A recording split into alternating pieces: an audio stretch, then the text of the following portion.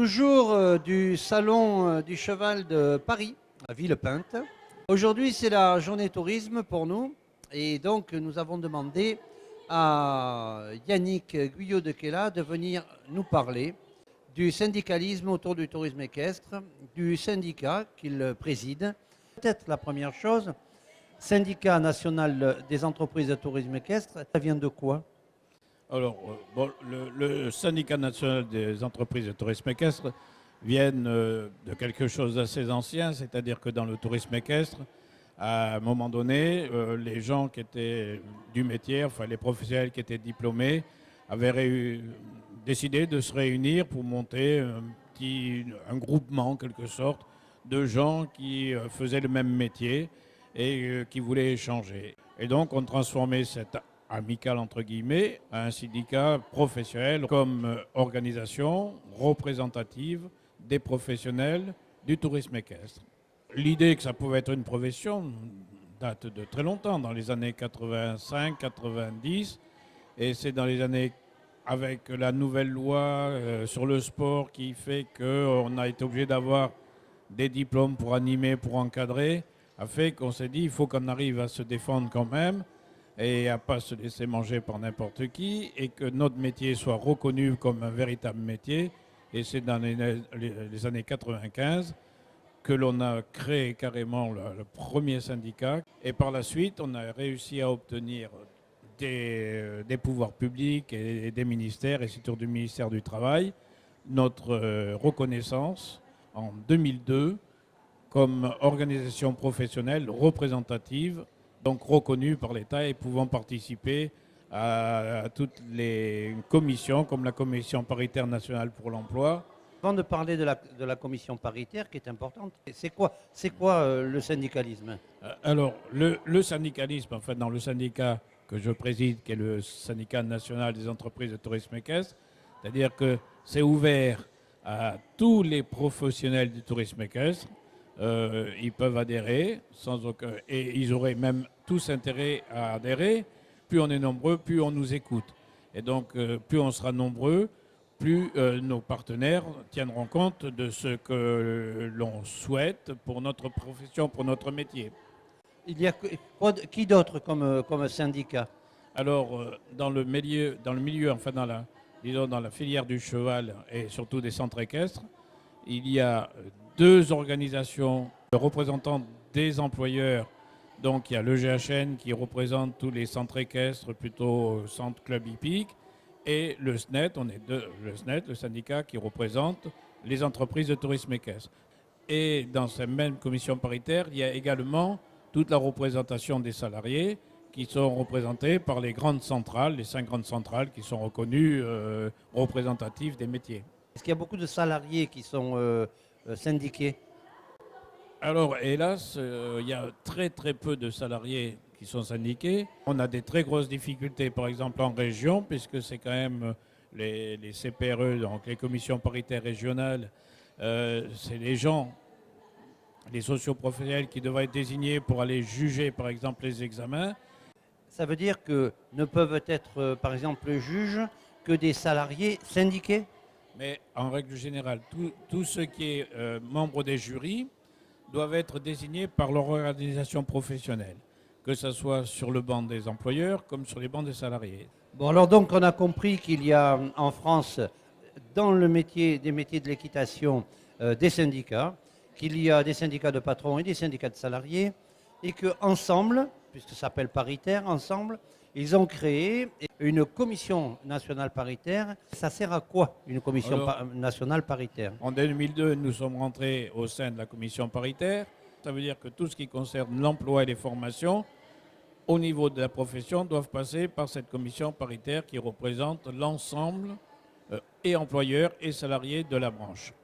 Se réunit en commission mixte. Alors là, c'est sous l'égide de l'État avec quelqu'un de la représentation du travail en agriculture, et là où on discute de tout ce qui concerne la convention collective des centres équestres, où on discute les grilles d'emploi, les grilles de salaire, mais régulièrement il y a des négociations sur les salaires pour augmenter les salaires dans la profession.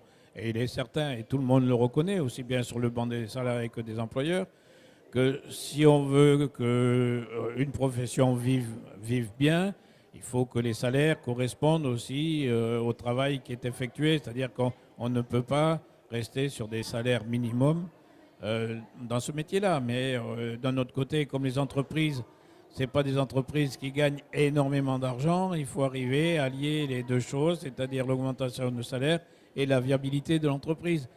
On a compris que c'est cette commission paritaire également qui travaillait sur les contenus de formation.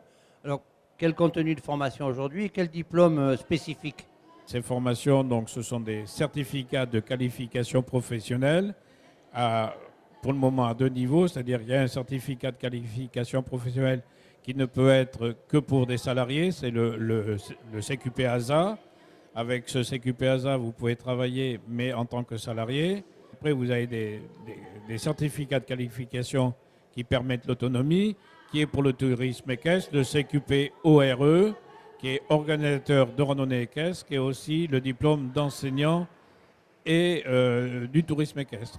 Alors, on a parlé de la CPNE, donc, et compris que c'était au niveau national. On a entendu qu'il y avait des CPRE. C'est quoi leur rôle au CPRE?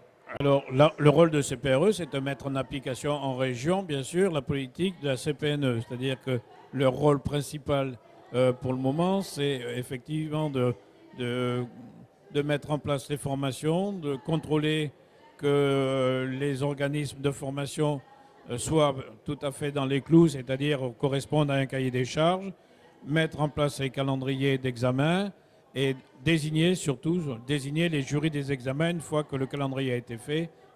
Pour en finir, parce que je l'ai entendu à plusieurs reprises, autrefois on prenait en compte des galops fédéraux pour des niveaux.